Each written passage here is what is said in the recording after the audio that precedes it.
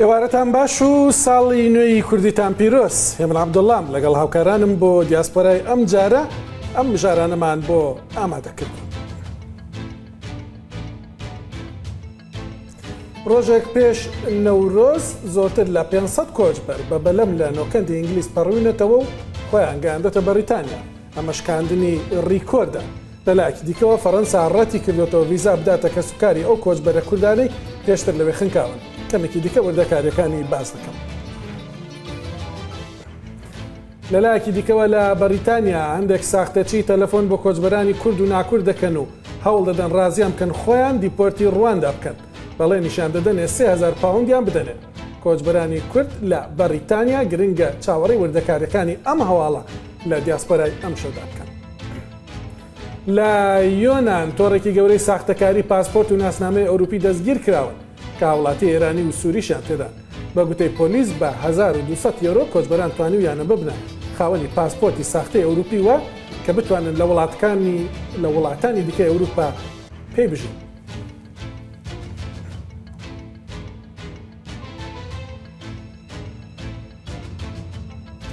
ئەوانەی لە هۆڵەندا کۆچبەرن ئەم هەواڵە بۆ ئێوەیە بەهۆی کەمی دەستی کارەوە داوا لە حکوومەتی هۆڵەندا دەکرێت. ئەو کۆچبەرانش کە مافی مانەوە کارکردنیان نییە ڕێگەیان پێ بدرێت کار بکەن. هەواڵێکی خۆشمان پێ بۆوانەی لە ئەڵمانیا دەژین. ئەگەر ئەڵمانیەکەت باش نییە دەتەوێت مۆڵەتی شۆفێری دەربێنی ئاسانکاریەکی نوێت بۆ کراوە کە خۆشت چاڕوانت نەدەکرد. دوای پێتان دەڵام چی. بۆوانش کە بەم بەهارە حەزیان لە فیلمی کوردیە دیدارێکی فیلمی کوردی لە ئەڵمانیا بەڕێوەیە. کەمێکی دیکە ڕێخەری دیدارەکە میوانم دەبێت. هەر لە دیاسپۆرای ئەم شەودا کەریم سلێمان دەناسن کوردێک کە جگە لەوەی دەیان خەڵاتی وەرزشی کۆ کردێتەوە مەدالیای سەرۆکۆماری ئەڵمانیاشی وەرگرتووە و بەڕێوەبەری کەمپی کۆچبەرانش بوو.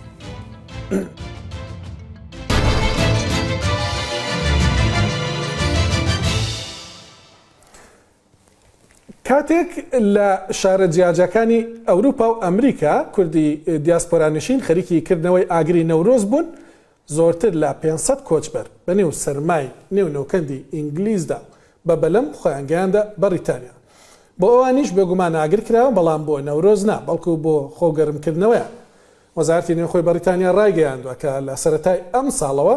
یەکەم جارە بەو ژمارە زۆرەوە کۆچبەران بە بەلەم لە فەڕەنساوە خۆیان دەگەێنە ئەو بەر. پێشتر لە سەرەتای مانگەدا 401 کۆچبەری دیکە خۆیان گەیاند بۆ بەریتانیا. تاوەکو ئێستاش تەنیا لەم ساڵدا 4000 کەس بە بەلەم گەیشتونێتە بەریتانیا. ئەمە لە کاتێکدایە کە 2 هەفتە لەمەوە پێش باندێکی قاچاقچێتی بە کۆچبەران لە ئەڵمانیا دەستگیر کران کە تۆمەتبار دەکرێن بە گواستنەوەی کۆچبەران و پەڕاندنەوەیان لە نۆکەندی ئینگلیز. هەرم هەفتەیەش کرابوو کە فەڕەنسا داواکاری ڤیزای بۆ ژمارەیەک هاوڵاتی باشووری کوردستان ڕەت کردوێتەوە و تەنیا یەکێکیانی قبول کردووە. ئەوانە کەسوکاری ژمارەیە کۆچبەرن کە پێشتر لە نۆکەندی ئینگلیزدا خنکاون و لەسەر داوای دادگای فەڕەنسی دەبووە لە بەردەم دادوەردا ئامادە بن. پاساوی فەڕەنسا بۆ ڕەتکردنەوەی داوای ڤیزاکەیان ئەوەیە کە دڵنیان نەبووە لەوەی کە ئەو کەسانە خۆشیان لە ئەوروپا داوای مافی مانەوە بکەن. پارێزەرە فەڕەنسەکەی و هاونیشتیمانیانە پاساوەکەی حکوومەتی فەڕەنسا بەڕاست نازانێ و پێشی وایە ئەوانەی کە دەهاتن خۆیان منداڵیان هەن لە کوردستان و نایان دەویست لە ئەوروپا بمێنەوە. لەو دۆزەدا کە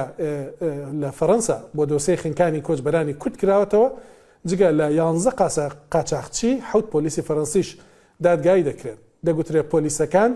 بانقەست وایان کردووە کە فریای کۆچبەرەکان نەکەون و بخنکێن.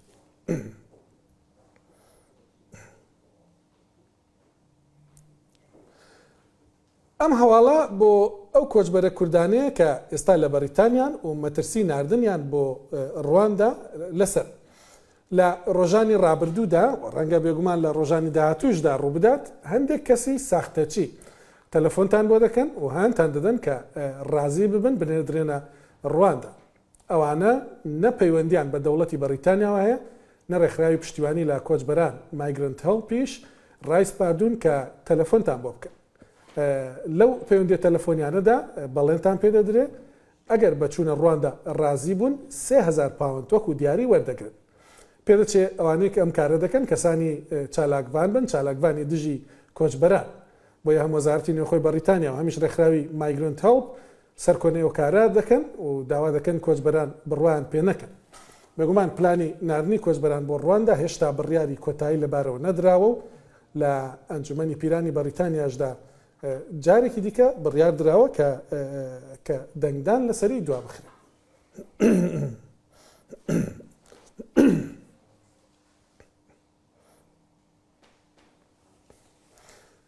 لە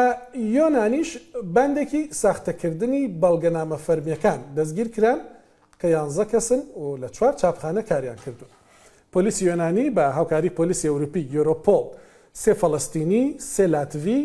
2 ئێرانی و 2 سووری و لوبنانیەکیان دەستگیر کردووە. کاری ئەو بەندە جگە لە ساختەکردنی بەڵگەنامەکان بە قاچاغناردنی کۆچبەران بووە بۆ وڵاتانی ئەوروپا لە ڕێگەی فڕۆکەوە.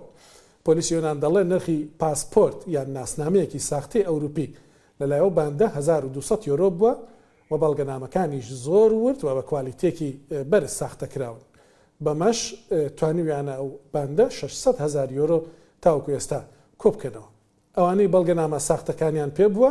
توانیویانە لە وڵاتانی دیکە لە ئەوروپا بەو بەڵگەنامانە تەنانەت بژین و بە فەرمی لە شارەوانیەکان ناوی خۆیان تۆمار بکەن و کاریش بکەن.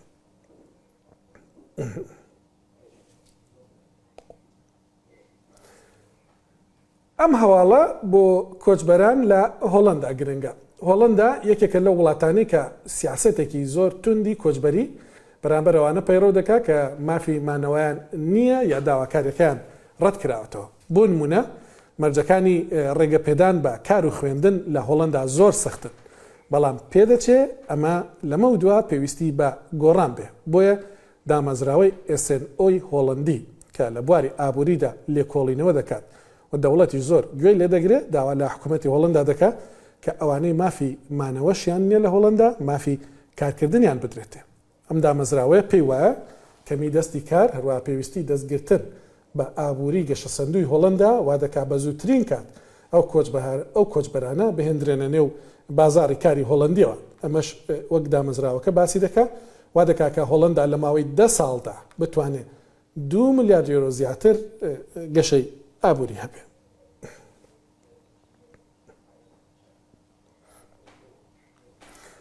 هەواڵێکی خۆشیش بۆ ئەوانەی کە لە ئەڵمانیان و هێشتا مۆڵەتی لێخوڕینی ئۆتۆمبیلیان نییە. وەک دەزانن لە دوای مافی مانەوە مۆڵەتی شۆفێری گرنگترین شتە کە لە دیاسپۆرا بە تایبەتیش لە وڵاتێکی گەورەیەک و ئەڵمانیا هات بێ و پێویست بێ کە هەت بێ. لەم ساڵەوە پێویست ناکە بۆ تاقیکردنەوەی تیۆری زمانی ئەڵمانی بزانیت، کوردێکی باش بزانی بەسە. راپۆرتێک دەبینین دواتر لە ستۆدیۆ لەگەڵ میوانێکی ئەڵمان گەنگەشەیەکمان دەبێت. ئەوەی لە ئەڵمانیا بژیت و مافی مانەوە وەربگرێ بیر لە دەرهێنانی مۆڵەتی شۆفێریش دەکاتەوە. بەڵگەنامەیەک کە هێندەی مافی مانەوە گرنگە بۆ دۆزینەوەی کار و هەبوونی ژیانێکی باشتر. هێندە پێویستە کە دەوڵەتی ئەڵمانیا ڕێگەی داوە جگە لە زمانی ئەڵمانی بە 12 زمانی دیکەش تاقیکردنەوە بۆ بەدەستهێنانی بکرێت. تاوەکو ئێستا زمانی کوردی لە نێو ئەو زمانانەدا نەبوو. کۆچبەری کورد ناچار بوو یان بە ئەڵمانی یانیش بە ئینگلیزی و عەرەبی و تورکی تاقیکردنەوە بکات. ئەم ساڵ ئەمە گۆڕدرا. حکوومەتی ئەڵمانیا بڕیاری داوە زمانی کوردی و ئۆکراینیش بچنە سەر 12 زمانەکەی دیکە. لە ئەڵمانیا نزیکەی 22 ملیۆن کەس مۆڵەتی شۆفێریان هەیە. تەنیا ساڵی ڕابردوو 982,000 کەس مۆڵەتیان وەرگرتووە. لە سەر تاسەری ئەڵمانیاش زۆرتر لە 10,000 قوتابخانەی فێربوونی شۆفێری هەن. لەمە دووە کورد لە ئەڵمانیا بە زمانی دایکیان دەتوانن تاقیکردنەوە بکەن و مۆڵەتی شۆفێری وەربگرن. پرۆسەیەکی دوور و درێژ بوو زۆر کەس هەوڵیان بۆدا. پارتی دموکراتە ئازادەکان FDP کە ئێستا لە حکوومەتدایە پشتیوانی و هەنگاوی دەکرد. جواکی کوردی لە ئەڵمانیا واتە کوردیشە گەمایندا هەوڵی زۆریدا. بەڵام شانازی گەورە بۆ ئەم لێکۆڵەر و ڕۆژنامەوانە دەگەڕێتەوە کە خاوەنی دەست پێشخەریەکەیە. تۆبیاس هۆخ میوانی دیاسپۆرایە. تۆبیاس کۆخ بەخێر بێ جگە لە ئەڵمانی لێرە لە ئەڵمانیا بە 12 زمانی دیکە وەکو لە راپۆرتەکەشدا باسمان کرد خەڵک دەتوانێت تاقیکردنەوەی تێۆری بکە بۆ وەرگرتنی مۆڵەتی شۆفێری چی وای کرد کە کوردیش بۆ ئەم ژمارەیە زیاد بکرێت بۆم 12 زمانە کوردی و ئوکراینی دەزانین زیاد کراوە بەڵام بۆچی کوردی زیاد کرا چی وا دەکات کە پێویست بێت لە ئەڵمانیا بە کوردی و تاقیکردنەوەی بکرێت.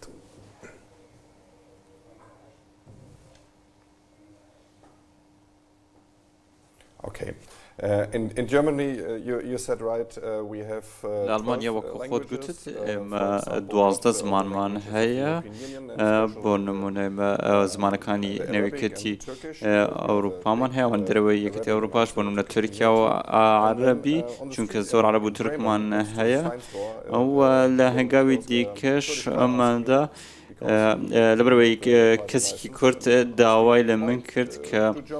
مۆڵەتی شۆفێری نەبوو گوتی بۆچی ئەڵمانیا ئەم تاقیکردنەوەی بە کوردیش نییە بۆ من مای سەرسوورمان بوو چونکە پێم وا بوو لەبەرەوەی 1.5 میلیۆن کوردمان لە ئەڵمانیا هەیە دەبێ هەیان بێ ئەو گوتی نەخێر ئەمە ئەو تێستەمان نییە بە کوردی منیش بەڵێنم پێداوە تەلەفۆنەکەم دەرهێنا پەیوەندیم کرد بە وەزیری دەوڵەتەوە لە وەزارەتی ڕێگەوبان چونکە برای منە ئەو لە پارتەکەدا پەیوەندیمان باشە و پێم گوتن کە بەڕاستی پێویستمان بە یارمەتیە تکا یارمەتیمان بدەنەوەیش بەمری گوت تۆ هاوڕێکی باشی منی تۆبی ئێمە ئەو شتە دەکەین جێبەجێ دەکەن دواترنامەیەکم نووسی و داوام لە جڤاکی کوردی کرد ئەوانیش یارمەتی منیاندا لە ڕێگەی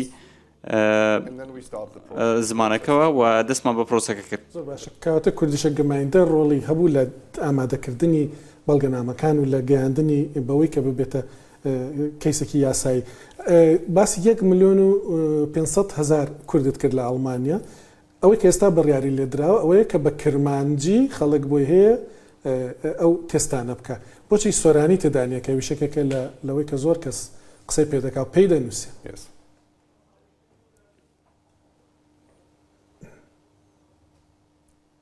Yes, politics is work of little steps. I also asked for سیاست کاری هەنگاو بە هەنگاو من هەنداوای سۆرانیشم کردوە چونکە نزیکەی 9 میلیۆن کەس لێرە بە کوردی سۆرانی قسە دەکەن بەڵام سەرەتا پێویستم بە هەنگاوی یەکەمە پێویستە standard language. پێویستە بە زمانێکی ستاندارد هەمان بێ سەرتا بە کرمانجی و دواتر بە سۆرانی و گوێم لە خەڵکی کوردانی ئێران بوو کە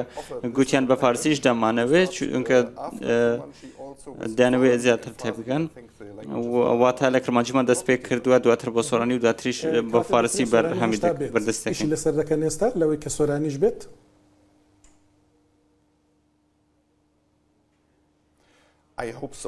هیوادارم پێم وایە 1 تا 2 ساڵی پێویستە بۆ ئەوە بکرێت پێویستە دەست بە پرۆسەکە بکەین دەست سەر لە نوێ بەڵام بە بڕۆی من دەتوانین ئەو کارە بکەین هیوادارم کە جێبەجێ بکەین بەجێ بگەینێ داوا لە ئەو وەزارەت دەکەم و وەزیریش بۆی ئەو کارە بکەین بەڵام لەبەر ئەوەی توانیمان کرمانجەکە بکەین دەتوانین سۆرانەکەش بکەین. دەت کرد کە باسی ئەوەش دەکەی باسی دامەزراوە کوردیەکان دەکەی لێرە لە ئەڵمانیا کە لە زۆر شاری ئەڵمانیا هەن کاریگەری ئەوانە بۆ دەرچوونی بڕیارێکی وا لەلایەن حکوومەتی ئەڵمانیاوە چەند گرنگە چەند پێویستە کە ئەوانە کار لەسەر ئەوە بکەن و بۆ کەسێکی وەکو تۆش کە پشتیوانی لە کوردەکەی لێرە چەند گرنگە ئەوانە لەو مەسەلەیەدا پشتیوان و بەشدار بن دەبێت چی بکەن؟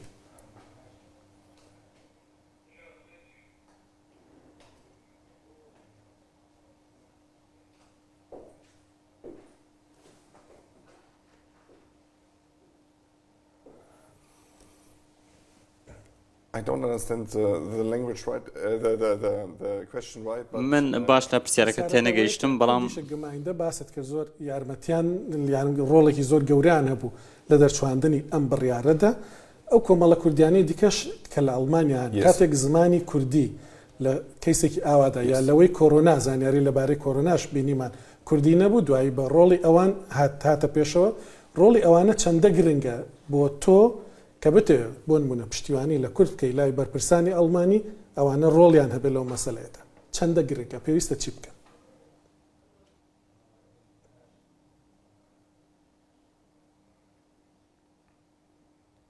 That's very important. All the زۆر گرنگە little societies, all the هەموو کۆمەڵەکان هەموو خەڵکی کورد بۆ ئەوانەی کە لێرن بۆ ئەڵمانی گرنگن چونکە ئەوان بەشێکن لە ئەڵمانیا it's a step for integration that we و ئەمە هەنگاوێکە بۆ ئاوێتەکردن ئەمە دەمانەوێت زمانی کوردی وەک زمانێکی ستاندارد لێرە وەربگرین و کاری پێ بکەین بۆ ئەوەی بێن بتوانی بێ ئەڵمانیا لێرە بژی و لێرە کار بکەی بەڵام چاوەڕێی ئەوە لێ ناکەین کە دەستبەرداری ناسنامەی کوردی خۆت بی چونکەوە بەشێکی گرنگە و پێویستە پشتیوانی لە ناسنامەی کوردی بکەین کوردیش ئایدنتیتی دەکەیت تۆ وەکو شەخص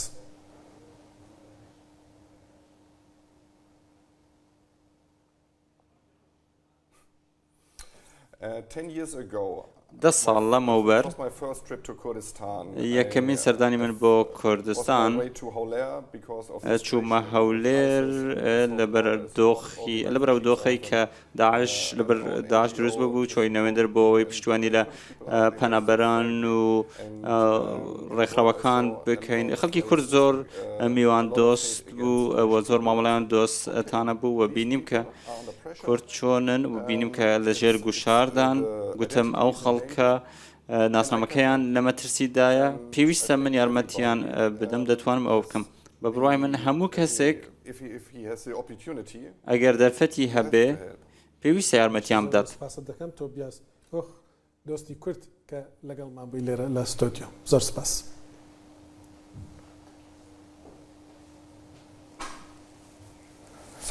باش سپاس دەکەم دەچینە ناوبەر دوای ناوبەر باسی هەر لە ئەڵمانیا دەمێنینەوە باسی دیداری فیلمی کوردی دەکەین کە بڕیار وایە لە ڕۆژانی داهاتوودا بەڕێوە بچێت باسی چیرۆکی کوردێکیش دەکەین کە بەڕاکردن لە ڕۆژاوای کوردستانەوە هاتووە بەڵام لێرە هەر بەڕاکردن کۆمەڵێکی زۆر مەدالیای بردوێتەوە لەوانەش مەدالیای سەرۆک کۆماری ئەڵمانیا و ئێستا یەکێکە لەوانەیە ڕۆڵی گەورەی هەیە لە هاندانی کۆمەڵگەکانی دیکەش غیرە کوردیش بۆ خۆگونجاندن لە کۆمەلگای ئەڵمانیدا.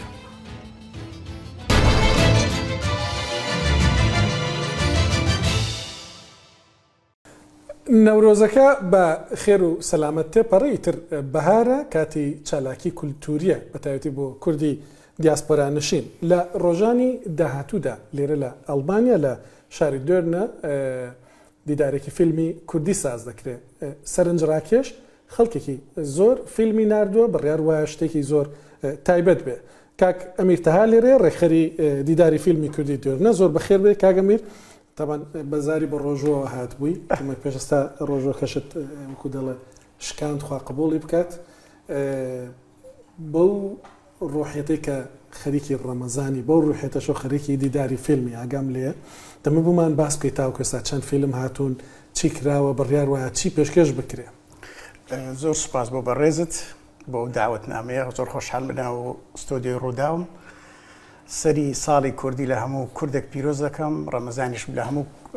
مسلمانێکی کورد و غیرە کوردیش پیرۆز دەکەم ڕاستیەکەی لە دوو مانگونی و بەر لە ئێستا ئێمە لە کۆمەڵی کللتوری کوردانی دوورین وەکو ئەندام و ئەوانە دو ساڵ زیاترە کار دەکەین چالاکیەکانمان بریتە لەوەی کە یادی نەورۆز بکەینەوە یادی ئەنفال یعنی زۆر پڕ چالاچین هەمیشە خەڵک لە دەور و بەرمانە ڕاستیەکەی ویستم بیرۆکەیەکی نوێ بخەمە ئەو دەڤەرێت چونکە عادەتەن ئەو دیدار و فستیڤال و ئەو ئەو دیدارانە کە دەکرێت هەمیشە لە بەرلین و لە بڵێن لە شەرقی ئەڵمانیا لە ڕۆژهەڵات ڕاستکەی بیرم لەوە کردە وتم با لە غەربیش شتێکی ئەوها بکرێ چونکە خۆت دەزانی ئەڵمانیا وڵاتێکی زۆر پانوبەرینە یعنی هیچ باوەڕ ناکەم هیچ ئەڵمانێک بە 6 ساعات یەڵە بگاتە بەرلین ئەگەر بێوێشتە چوا ببینی جاویستمان ئەو دیدارە ساز بکەین و خۆشبەختانە زۆر فیلممان بەدەست گەیشتووە ئێمە ڕاگەیاندنێکمان کردبوو بە عەرەبیش ترساین مەسەلەن هەندێک کوردی ڕۆژاوامان یعنی چاک لە سۆرانیەکە تێنەگەن بشم بورن کە ئەو قسەیە دەکەم بەس چوار عەرەبیش چوار فیلمیان لە بۆمان ناردبوو بەڕاستی هاوتەریب نییە لەگەڵ ئامانجی دیدارەکە لەبەرەوە داوای لێ بدنمان لیان کرد. ڕاست کاتە فیلمەکانی ئەوان بڵاو نابێتەوە. تقریبا چەند فیلم هاتووە؟ تا ئێستا 39 فیلم هاتیە. 39 فیلم. بەڵێ. لا کوێوە هاتوونەوانە زۆرتر لە ناوەی کوردستان دەرەوە؟ لە هەر لە ناوەوەش هاتووە لە دەرەوەش هاتووە لە بریتانیا هاتووە لە ڕۆژهەڵات لە باشوور لە زۆربەی شوێنەکان هاتووە. ڕاستە. جا ئەوە دەرفەتێکی باشتان هەیە چونکە خۆشت باست کرد ئێرە ئەم ناوچەیە ژمارەی یەکجار زۆر گەورەی کوردی تێدا دەژێت هەرێمی نۆردراین ڤێستفال نزیکە لە هۆڵەندا نزیکە لە بەلجیکا لە فەڕەنساوە خەڵک دەتوانێت زۆر بە ئاسانی بۆی بێ بڕیار وە دیدارەکە چۆن بێت چەند ڕۆژ دەخایانێ بلیتی پێویستە بۆ بکڕی یا چۆنە؟ بڕیارمانە 3 ڕۆژ بخایێنێ بەڕاستی بەڵام ئەمە سەرەتای یەکی چوار یادی لەدایکبوونی هەڵمازگۆنای دەکەین کە ڕۆژی لەدایکبوونی خۆەتی ئەم یادە بەرز ڕدەگرین و هەوڵ دەدەین زۆر کەس کۆبیتەوە لەو ڕۆژە و لەو ڕۆژەدا وەسیەتنامەی هەڵمازگۆنای بۆ خێزانەکەی پیشان دەدەین جگەلەوە دوکومنتەریەک دەربارەی هەڵمازگۆنای پیشان دەدەین بە ژێرنووسی ئەڵمانی و یادەکە بەرز ڕدەگرین دوای ئەوە پلان دادەنین کە دیدارەکە لە چ ساتێک بیکەین چونکە خۆ دەزانی دوێنێ ئاخر ڕۆژی وەرگرتنی فیلمەکان بوو ڕاستە خۆزگا زووتر دیدارەکە بووە بەس قسمەت نەبوو ڕێک نەکەوت بەڵام کە کۆتایی بە ئەوە هات ئیتر لێژنەت دادەندرێت بۆ بەراوردکردنی فیلمەکان ئایا کام فیلم دەستە ناو لیستی با بڵێن شۆرت لیست با بڵێن ئەوەی کە دەکەوێتە بندەستی لیژنەی دادوەری باشە کاتە یەکی مانگی چوار تەنیا ناساندن و یادی یەڵمازگۆنای لەگەڵ تەتەڵەکردنی فیلمەکان و دانانی لیژنەکەونی و بڕیاری دەدەن کە کەی دیدارەکە دەست پێ دەکەن بزەوت زۆر باشە کاک ئەمیر ئێستا ئەوانەی لە هەولێرنە ئیشی میدیایی دەکەن ینی تاوان دەدناسنەوە بەڵام ڕەنگە بۆ هەندێکشان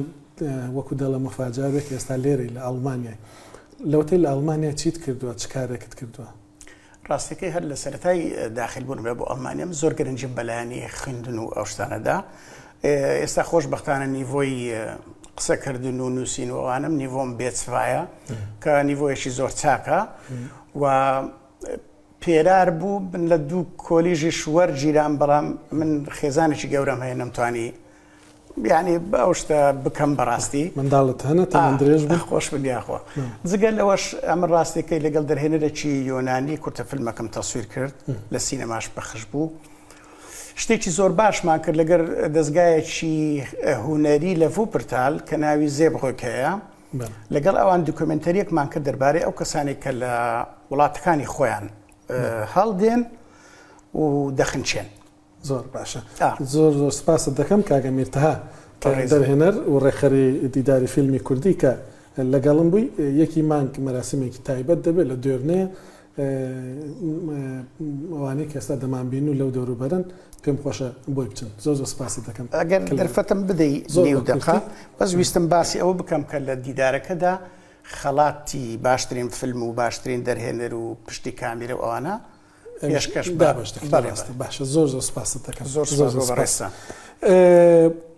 لە چیرۆکی کاک ئەمیرەوە کە ساڵانی دوور و درێژ نییە لە ئەڵمانیا ئەمزام نزیکەی 10 ساڵێک دەبێوانە دەچین بۆ چیرۆکی کەریم سلێمان لە ڕۆژاوای کوردستانەوە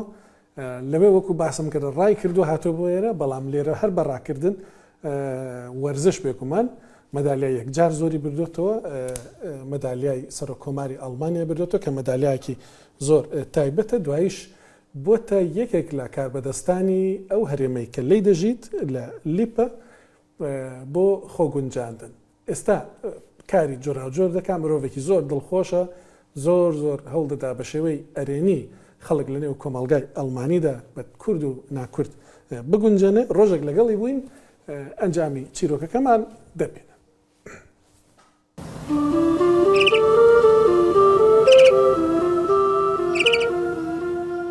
ناوێمە عەبدولکەریم عەزیز سلێمان ئەس باژارێ تەبەسپیەمە گوندێ درێژیکێ لێ دەرێ ئەس دایک بوومە ساڵا 65 ژیانە مەلوێ دەری یاوتبیژی هەم زاڕووکی هەم خۆرتانی گەلێکی خۆش بوو پاقش بوو گەلک دانوستانیمە تیت گەدی ئەم گەلک ئۆلوی دەریم ئۆلا ئێزیدی ئۆلا سوریانی ئۆلا مسلمان ئەم هەموو هەفتوورە مەزڵ بوون ژیان بوون هەفتوورە و هەم گوند دەش بەروەیەکیژی مەسەن بهتری خۆ ئەیمە ئەم گوند ئەم سێ زمانە زان یعنی لوێ دەریم بخواند پایڕاهتیڤێکە چکامە بازدان بوو یعنی عالیە سپۆری و بڕاستی هەموو مرۆڤێمە لوێ دەرێ زانن و مەسەن مرۆڤێکی بەزە بوو چوم هەموو باژارە مەسەن هەمە ئەم بێژن مسابقاتە یعنی مسابقەی بەزی یعنی کاسا ئەوڵ وەختا ئەس دایمەش بیر ناکەم حتان هاجە منەژیم بخۆرانی ئەوروپا ساڵە هەشتێ دووە کاسا ئەوڵ و بەتیژ مستان ئەوە یەکەمین کاس بوو کوتە وەرگرتن ئەفناکی 42 ساڵ 42 ساڵ 42 ساڵ ش بەروەیەکی ڕەش بوو یەکەون بووە و شکستیەژی لێ مگوبەر وڵۆ بێ تبێژێت نەبێژە یعنی لێ بۆتە یا هەری بنرخە ئەفناکی بۆن هات بە هەزارە بدەی مزنادەم دایمان وڵە تێ بیرامە ئەو کاس وەختا بوو خز دەستی مدا ژمر وەختاز هاتم گوند گەلێکی ور و يعني وقت بيجي السرب الندايب ونجمة هاني رشيد قند بولو قند عم خب قريداي مخش يعني ولا حياتك ولا بسيط مثلا والله عبد الكريم مركزه يسطع مثلا ويجي او كاساني وحد ديو بعضي مجي فقيره او جنزاني بقولوا يعني بسيط بعضي ما وديامه ايش باكري بروستاني هاتنا بعضي مش هسكيفيا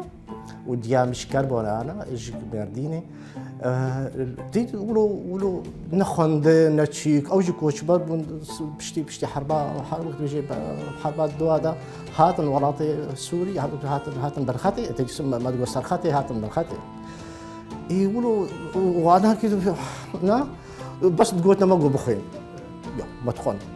يجبروي كي براسي مسألة بزي وخندن وجيانا ما تقولنا وتكتيكلية ما بهدورة تيتسيقول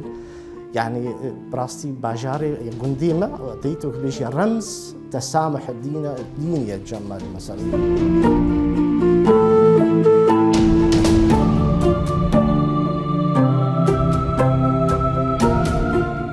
براستي افناكي حما ميدالي افناكي ايجو مهشتنا حيرك قديمه قرقستاندنا يعني جهنبو ابت بتنستاندنا يا زاروكا لا اي زاروكا باشقنا هناك باش جدانا لا جدانا هناك افناكي فقط منن اي منن وافناكي يجي تيت تبيجي افناك تبيجتنا بيجي افناكي درزيا خلاتيا يا ساروكو مارنا افناكي وافجي تشيكا ابا يا ساروكا المانيا راستا ابناكي هي ابناكي تشكي قالك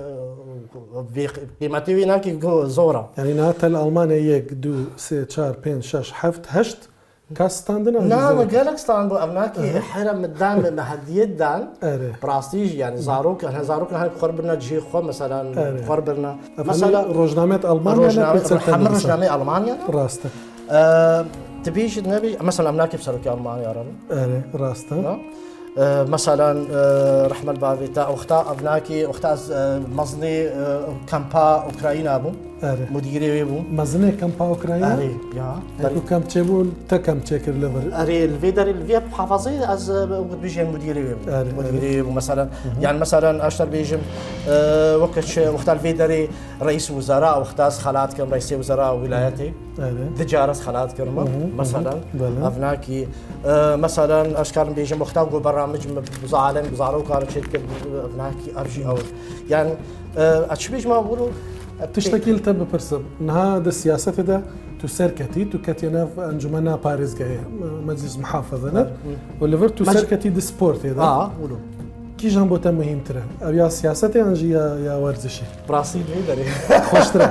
شما فرق برجو بوليتيك حبكي سريشاية هي زحفة براستي قالك سريشاية وقت يكيج يكير بيدور يك عليه بوليتيك إذا يك دوري زاروكات كيف يك دوري ماليت كيف يك دوري سياسة دوري المجتمعات بيه وقتها والفيدري تبيه تبرامجها مثلا تمروف على شيء كذا أو مروفي هناك تقصد عشيوات قديني كيفاوات بيجي تقالك سباس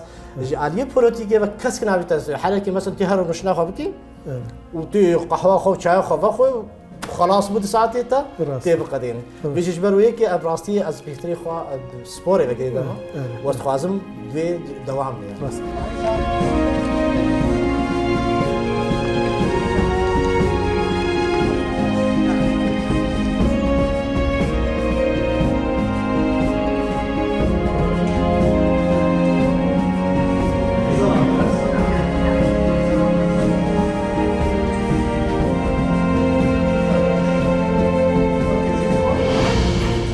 Also draußen ist kalt, da habe ich noch gar nicht vergessen.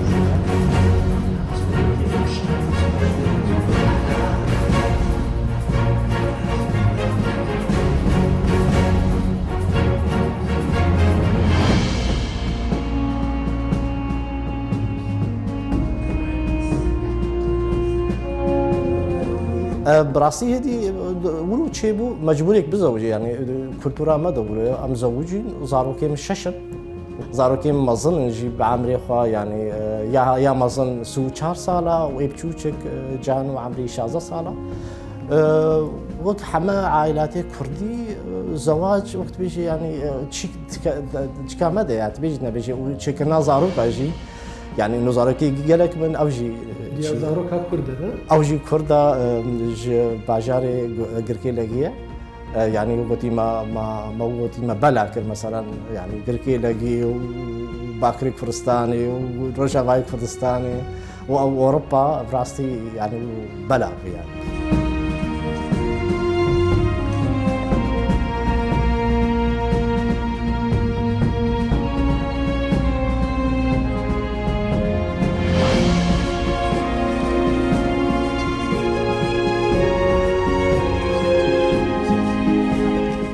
بشتي مقهان ألمانيا براستي يعني زحمتها بون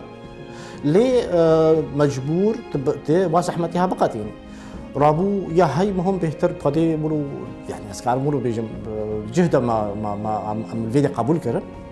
ألمانيا ده بايره هدي بيجا فكري شو زارو خبين زارو يقولوا نصيب شيبو ما يقولوا حمتش ولو قدها بهتري دصالاتها او زحمتي ما هدي ما قادان بشتي وزارو خاطر الفيديو بيجا نوكا ما دست جيانك نوكر او جيانا نو تيت مجبور تتشكيب مثلا او تشتيهان مثلا بهتري خو جريداي كاري ما تشكر بالوليت يعني الفيدري وقتها وتوي كاري وانا كي الفيدري جانا زحمتي هابو ليه دويدا ميدا قالك قيمته يجي هابو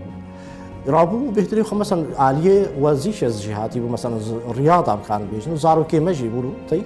رابو مدس بهتر الزمان كر يعني صارت معلم زماني الماني فيربو وبيرو هيدي فيجا ما دس جيانا ألمانيا كم مثلا بهتري خو از فيجا اسكت مواري سبوري انتجراسيون تبيني مثلا شلو خشك يقولوا بهفدورة شيء نافتي أبي كود كنت أم ناكي لسكا ديجنا بول از اشتر بشينم لسكا فرنسية ليستك كفرنسية ليستك فرنسية نافي ليستكيتيا بيتانج فرنسي أو بالألماني بول يا دي حالو تيجي صلاوي هنا يا كي جاني نزيكتر لا نزيك أنا مثلا حالو يا لا بله لا تفهم صلاوي هنا بله لا مثلا تي حتى اشتبي هاري نهاية نزيك لا حتى مثلا كورة يا نه ديش تجي واو براستي الفيدري وتي دسبيكا وتي جافا اول المانيا دا ولاتي اوروبا دا الفيدري دسبيكر الفيدري حما خدمت وخبات يا انتجراسيوني يا شبورتي الفيدري من دسبيكر الفيدري ولو بيجي قوي بو فرح بو ام كت نافا باشير يعني صالة دهزار وحفتا الفرما دسبيكر طبعا باريكاريا قالك ايجون ها براسيل طيمنن اريكاريا وانا كي قالكي جمرهابو و اوقاف ونب اريكاريا واجا ميربانا مجي دكاري بو براستي يعني تشتي خوش اوروبا وت زماني الماني زان بيتكاري بوامرو ورا بديو بستين. Also Karim kenne ich tatsächlich jetzt seitdem ich hier arbeite und ich finde er leistet einen sehr großen Beitrag. لەوەتەی لێرە کار دەکەم کەریم دەناسم ئەو تەنیا بۆ وەرزش نا بەڵکو بۆ پرۆژە کەلتوریەکانیش خزمەتێکی گەورە بە خۆگونجاندن لە شارەکەماندا دەکات و پشتیوانیمان دەکات. من کەریمی هاوڕێم دەتوانم لە دڵەوە پێی بڵێم هاوڕێم لە ساڵی 2007ەوە بەهۆی ژمارەیەک پرۆژەی وەرزشیەوە دەیناسم. ئەو کات کارمەندی شارەوانی بوو. ئەو هەمیشە وەک سەرپەرشتیارێکی جێی بڕوا و ماند و نەناز دەبیندرا. من هەمیشە بە دڵخۆشیەوە کارم لەگەڵ کردووە و سوپاسم کردووە ئەویش وا بووە بۆ من هەروەها ئێستا بەرهەمی ئەو کارەی پێکەوە کردومانە دەیدروینەوە ئەوەی کە بە هاوکاری ئەو هەوڵمان بۆی دا و هێشتاش لە سەری بەردەوامین بریتی بوو لە گونجاندنی ئەو هاونیشتیمانیانەمان کە باگراوندی کۆچبەریان هەیە ئەو کات هەوڵمان بۆ ئەوەدا ڕێنمایی و سەرپەرشتی دایکان و باوکان بکەین بۆ ئەوەی بێنە نێو کۆمەڵگای ئێرە و بۆ بەرژەوەندی گشتی بەشداریان هەبێ هەموو ئەمانە بە پشتیوانی کەریم کراون بۆیە زۆر سپاسگوزاری ئەوم و بۆیەش هاوڕێین پێکەوە bin ihm freundschaftlich verbunden. Wir sind sehr aktiv, Integration. ئێمە چەندین ساڵە هاوکاری سووریەکان و ئێستاش هاوکاری ئۆکراینیەکان دەکەین بۆ ئەوەی خۆیان بگونجێنن. ڕۆژانی چوارشەممە زۆریان دێن بە دڵخۆشی لێرە کۆ دەبنەوە. چوارشەمەی ڕابردوو باراناویش بوو کەچی 18 کەسیان هاتبوون. ئەمەش هەمووی لە سایه ماندووبوونەکانی کەریمەوەیە. ئەو کاری خۆی زۆر باش دەکات.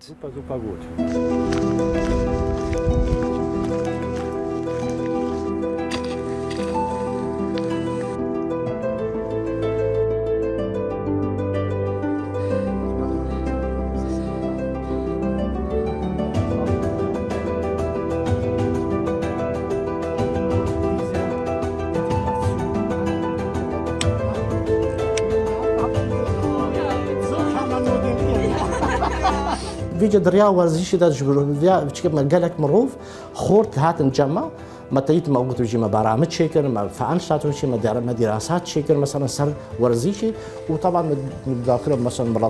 مراتيمه كرد يقول باجاري مد محافظه دا بيجي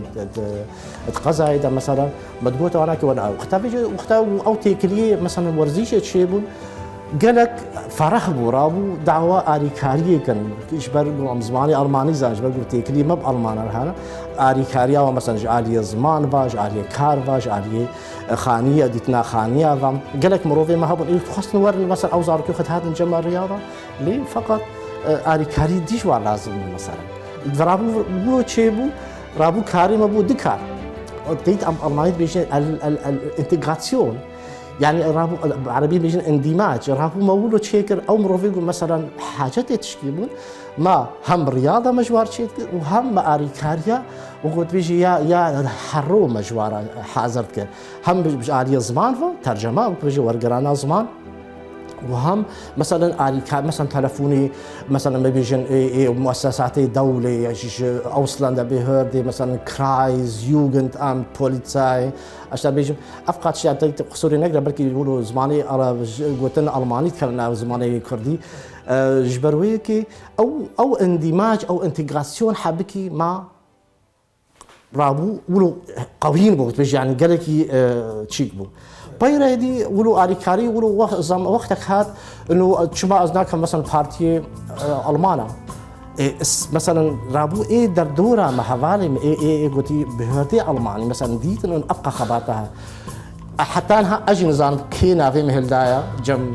سروكي ألمانيا روشكي مديتوا مكتوب مرهاتية إنه أمتخوازن أم نشانك أم تخلع أم صرادها زارو هجدها أم تخوازن تخلعات بكن خدي وداني ومثلا إنه تكالي دزاروكي خبيني دزاروكا بيجي وقتها خلع في مهر برلين وقت بيجي قصر الجمهوري وشون بولم شون يعني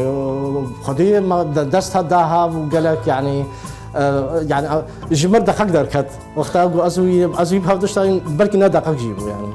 لپاشی تدیسا سر کمر دید نه لجهه که تدید بله وقتها هات بریا هشت هیوا نه هیوا هات باجاری محافظه ما دیسا دعوت مرشیان دم دیسا هفدش تغریم مگوتی براستي از گلکی ممنون مش بقول وقتها بریا 4 ساعت 3 ساعت هات جمتا نيف دقابو نبغى تشكي بنت سباس از نهاز بنت سباس از خلات كرم لي نهاز خالص صوت خبتر بكرم دوي دمي تيجي مسود قرت بس هنجي نها بهتر وجا رابو ما ولا تلفونا ما دا بيركا خو بيركا سيلفي جمر هبدو يعني خانما سروكي سوتي مسلفي سيلفي اري باورك يعني افناغي سر اديت له تشكي خوشا وسر بلنداي كاج مروفي كي را وقتها تسروكي الماي تبكي تكلي وبدي وبسطني هل بت يعني في اتشبيش ولو تنكاري شعور كي ولو تنكاري بتشكيبكي خوش هلو کەچاتەیان مەزن سوورەتاوێژی لە پشت سەریتەیە ئەوژی وەکیتە کەت ناو SPD پارتیا SPD و خۆشی بربژێر کرد ڕەشەحاندنە لە تنێ ئەو ینی وێ سیاست کردانجی زارۆکی دەیت کەچکامنی مەزنە باژاری هامبۆرگی بڕاستی ئەوژی کات وەکت بێژی پارتیا SPD ئەوژی تەمری بوو ئەوژی گەلێکی ولو خدا پێش ولو نصیب چێ بوو مەسەرەن ژمر ولو نصیبی ما چێ بوو بریا چەند ساڵە وەختا ڕەشەحاند بەجس البلدی هەڵبژێر باژاری خۆ بووم ئەو باژاری هامبۆرگ بوو بڕاستی یعنی تشتێکی مگو حیرە یعنی جانتیت ولو چکەمەی ئەڵمانی دا مەسەرەن ئینتگراسیۆن جانە گوتی گوتنە جانا مثلا لو نویساندنا مجوار قوت حيرة يعني أبناكي نقوت أنا واختار هكا انتجراسيون هابي حيرة كجامع الهامبورغ خرج حاند يعني خابط باب الفيدر يعني كمعنى انتجراسيون نافا يعني أفا اندماج وقتها اندماج بين المجتمع الألماني فيت خوا بدي أخويا كن خوتي بيش مو هكا اندماج هابي انتجراسيون هابي فاي ميزن وكان هالو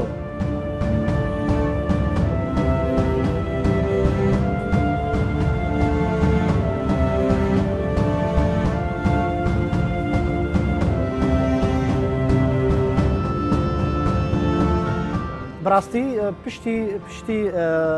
علیکاریا سپوری دما كده مثلا سوسيال ام تيدا اسك مكار كر جبر علیکاریا في ملطي هناك وقتا جوهاتن حبكي قلكي حاجتي علیکاریه بون جوان عائلاتا براستي از سر بلند مگو قلك مروف بعلیکاری باركر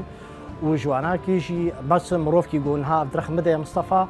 أبناكي أو عائلة بدربكيرا ما بعلیکاریا حتى هاجي ما شاء الله بسركتن وأوجي فرصة شيء بونها مثلا زيادة أوجي انتجريين بون انتجراسيونا وناكي جالكي قوين بو يعني جالكي بسركتن فيدا احنا اكيد انبسطنا كثير وقت اللي شفناك استاذ وقت اللي بتعرف انت اللي احنا انه كان صلنا شهرين وشوي اللي احنا اجينا على الطريق كاتێک مامۆستا کەریممان بینی زۆر دڵخۆش بووین چونکە 2 مانگ بوو لە ڕێگە بووین تا گەشتینە ئەڵمانیا ئەو کات لێرە نەکەسمان بینی عەرەب بێ و نەکەسیش کە عەرەبی بزانێت بەڵام لێرە مامۆستا کەریممان ناسی زۆر دڵخۆش بووین من منداڵی بچووکم هەن هەر مامۆستا کەریم کە ئێمە بینی دەستی کرد بە یارمەتیدانمان بۆ بابەتی کاغەز و نامەفەرمیەکان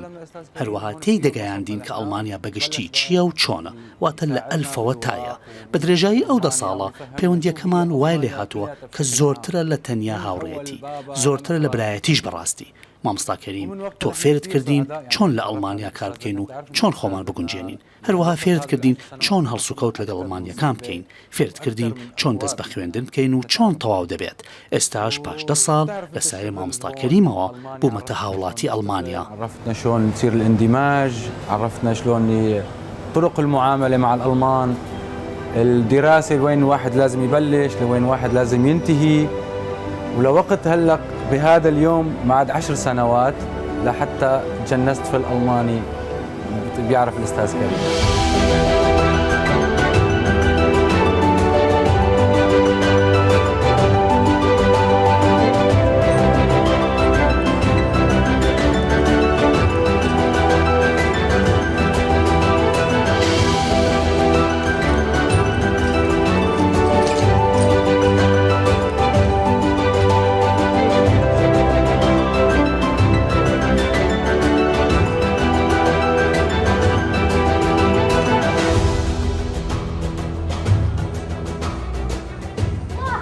Hallöchen. Hi.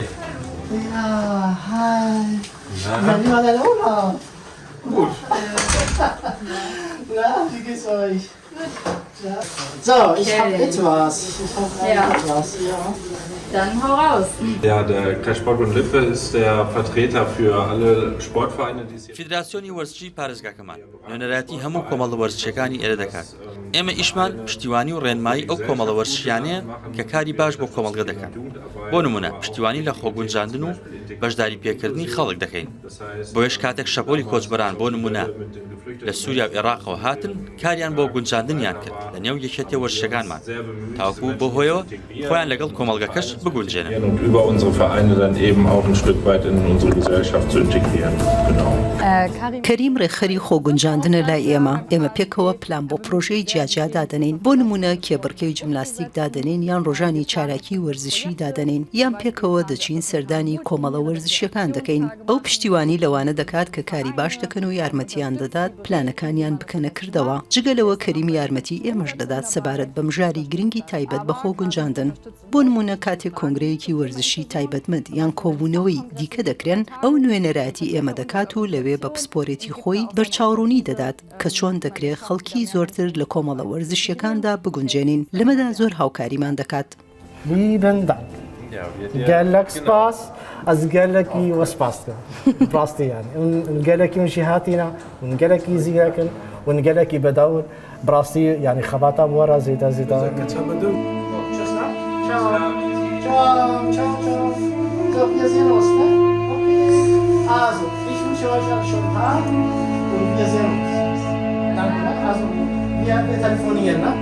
ئەم کەملەتی کورد ئەم بێژن ژن ولو برنگی تی ژن یا مالی یا مطبخ یا حمد شتیە نان لێ دەرێ نەولۆە لێ دەرێ ژن ئەساسێ یعنی کە پیرەکایەکی ئەساسە وقتی عمود البێتە تنکاری پێ پیرەکێ تنکاری تشكيل فيديو بماشين براستي يعني وقتات انتخابات كيف مثلا دائما مثلا في محافظه ده برامج بروجرام حاضر كان شو بروجرام مثلا سر كردي بروجرام كردي بي اي رياضي بي اي كلتوري بي عيدان نوروز بي اشتر بيجم شيكرنا نان بي اشتر بيجم مثلا بتشكر بانا وقتاغو خانما ما وتبيجي بيرا كامل نمره واجمر ناري كاربا استني كارم جبروي كيجي دي او ديجن براستي او اساسه يكي مثلا كان براستي في شي هناك بدم خياك بدم زمان انه يعني بي بيرك ت نكاري دكافا بدي